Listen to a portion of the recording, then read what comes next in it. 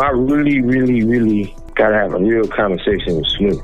Now, if all these people knew what was going on in the situation. You realize I super truly got to have a genuine discussion with Smew now, assuming this multitude of individuals realized what was happening and going on.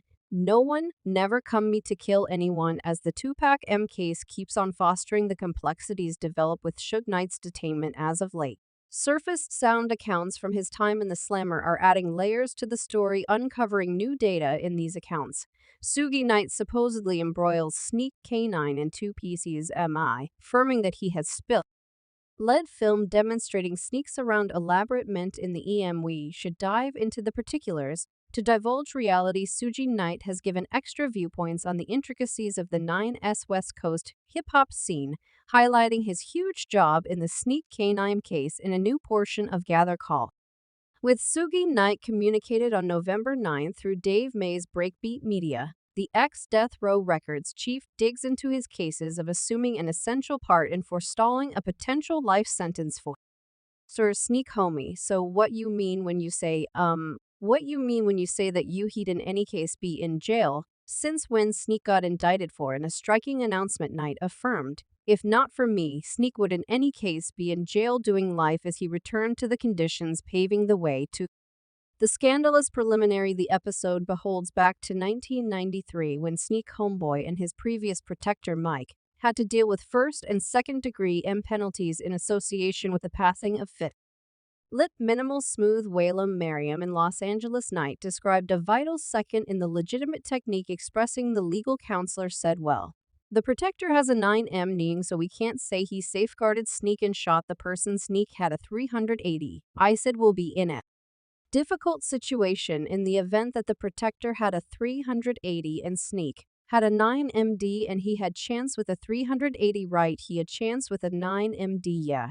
Since Sneak had the 380 and the Guardian had a 9MD mirror, and he had chance with a 380, all the Guardian got to say is he was involving 380 slugs in his N9 man. Neon Knight proceeded to expound on his contribution, asserting that he contributed a significant amount of $6 million to determine what is happening. This included tending to a coercion endeavors starting from Sneak's inward circle. Knight even drew in a confidential specialist to explain current realities. As per Knight, this mediation eventually prompted the end of a supposed implicating tape, got a posse signed to them. They begin pursuing them in the Jeep that they shoot. Thinking back, there have been examples in the past where inquiries concerning Sneak K9's association in Tupac's M have surfaced. Humorous phase on adoration, known for his job in the couple's retreat, is among the people who accept that Sneak K9 had associations inside the compelling Crips association that might have forestalled any damage to Tupac. During an Instagram live meeting, Love shared his viewpoint, communicating, I generally felt when Pac kicked the bucket, Sneak might have halted the entire situation. Love featured Sneak's connection with the Crips, recommending that it might play had an urgent impact in deflecting the unfortunate occasions. He contended that P-Charge relationship with the Crips involved taking part in exercises related with Pac culture and clashes, particularly with Sneak, set off a chain of occasions prompting his unfavorable destruction. Love commented, I mean, since like I said, Sneak was a Pac subsidiaries with Crips doing some Pac, some stupid N-Pac. True Love closed by proposing that in the event that Tupac had not encountered Sneak, the productive Death Row Records craftsman could in any case be alive today. In the examination concerning Tupac's MA high positioning, cop engaged with the case attested that the occurrence was a common gangland vengeance hit. Talking secretly, the official excused different paranoid fears encompassing the occasion, expressing it was basic reprisal. You screw with one our own, we will play with one of yours. As per the LAPD source, the rationale behind the 1996 drive-by shooting in Las Vegas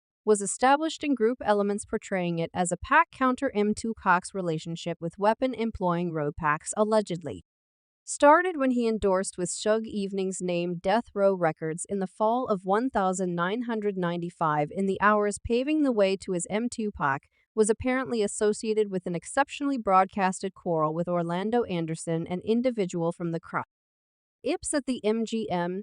terrific club. This occasion additionally highlighted the rapper's associations with road pauses and set up for the lamentable development that followed before around the same time pressures heightened when Orlando Anderson and his gathering took a Death Row Records emblem from an individual from Tupac's company who was additionally a Horde Peru part. Accordingly, Tupac was caught on camera taking part in a ruthless beatdown of Anderson. Unfortunately, hours after the fact, Tupac was shot on various occasions as he drove down the Las Vegas Strip. With Suge Knight, he supported 4 discharge wounds in the chest, arm, and thigh, and capitulated to his wounds 6 days after the fact, as per an insider inside the LAPD. A previous head of the CP later conceded that Tupac passing was a demonstration of retribution for the prior thumping in April 2017.